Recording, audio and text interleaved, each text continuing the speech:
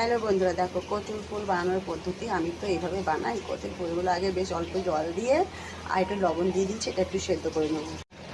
তো দেখো কচুর ফুলগুলো বেশ ধোয়া ধোয়া হয়ে যাচ্ছে, সেদ্ধ হয়ে গেছে। এবার নামিয়ে জলটা সরিয়ে নেব। তো ওদিকে তো আমি কচুর ফুলগুলো ভাপ দিয়ে জলটা ঝরাতে রেখে দিয়েছি, আর এদিকে আমি ওই কড়াইতেই যে এর আগে যে ফুলগুলো ভাজা করেছিলাম, একটু তেল ছিল আর একটু তেল বাড়িয়ে দিয়েছি। তেলটা বেশ গরম হয়ে গেছে। এবার এতে দিয়ে দেবো রসুন থেতো করে। দেখো বন্ধুরা, এতে কিন্তু বেশ কিছুটা পরিমাণ রসুন দিয়েছি, কেননা এইসব তরকারিতে একটু রসুন পেঁয়াজ বেশি না দিলে খেতে অতটা ভালো লাগে না, টেস্ট লাগে না। তো আমি একটু রসুনটা বেশিই ব্যবহার করলাম। এতে রসুন ভাজার গন্ধটা বেশ দারুণ লাগে।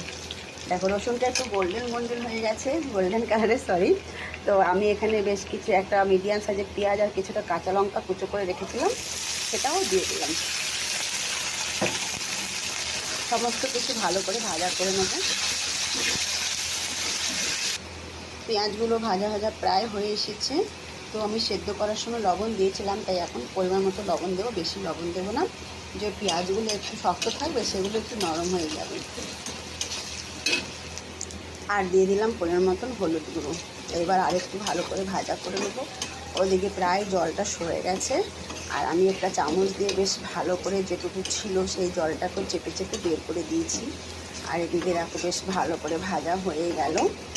আমি এতে আর গুঁড়ো লঙ্কা ব্যবহার করবো না, যে লঙ্কা দেওয়া সেটা দিয়ে দিয়েছি, কাঁচা লঙ্কা। তোমরা চাইলে বন্ধুরা গুঁড়ো লঙ্কাও ব্যবহার করতে পারো, আর না হলে স্কিপ করতে পারো, কোনো অসুবিধে নেই। দেখো সমস্ত কিছু বেশ ভালোভাবে ভাজা হয়ে গেছে।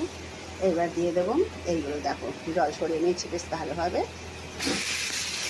আর কোনো মশলাতে দেবো না। এইবার পালা হচ্ছে ভালো করে ভাজা আছে। এইবার এটাকে ভালো করে ভাজতে হবে অনেক সময় পর্যন্ত, যতক্ষণ না পুরোভাবে শুকিয়ে একেবারে অল্প হয়ে যাচ্ছে, এটা আরও কমবে। তো এবার দেখো বন্ধুরা, কচুর ফুলটা পুরোভাবে রেডি হয়ে গেছে। তোমরা ভাবছো কি কড়াইটা বদলে গেছে? হ্যাঁ, ওই কড়াইটার মধ্যে নিচে একটু লেগে যাচ্ছিল, আর আমার এই তো প্রিয় কড়াই, এর মধ্যে কোনো ব্যাপার না, এর মধ্যে রান্না আরও ভালো হয়। তো দেখো অবশ্যই জানাবে কেমন হয়েছে। পুরো ভিডিওটা দেখবে, কেউ স্ক্রল করে যাবে না। ধন্যবাদ সবাইকে। আবার দেখা হবে নতুন একটা ভিডিওর সাথে। Tata, bye bye.